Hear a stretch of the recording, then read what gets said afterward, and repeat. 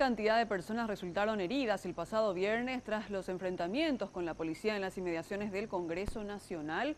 Todos ellos fueron derivados al Hospital del Traumas, donde fueron atendidos. La mayoría ya fue dada de alta, Jazmín, pero hay otros que están internados. Contanos los detalles, por favor, adelante.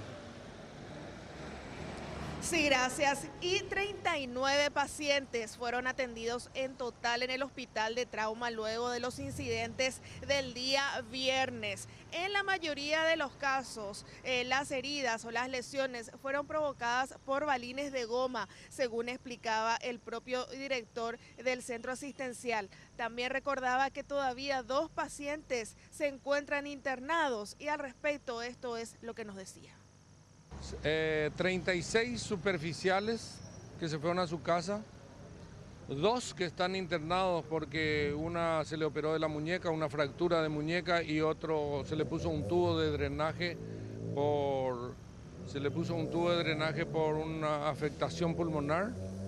Y el número 39 es este chico Quintana que llegó fallecido.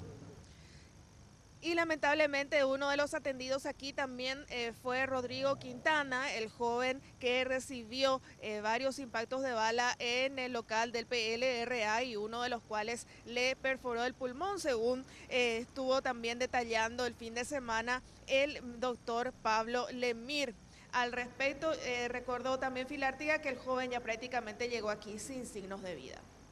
Muchísimas gracias, Jazmín García, por esta información. Y hay que también informar que tras los sucesos acontecidos el pasado viernes resultó gravemente herido un joven de 25 años, estudiante de veterinaria, Manuel Lescano, quien perdió un ojo y fue sometido a cirugía en el Hospital de Clínicas.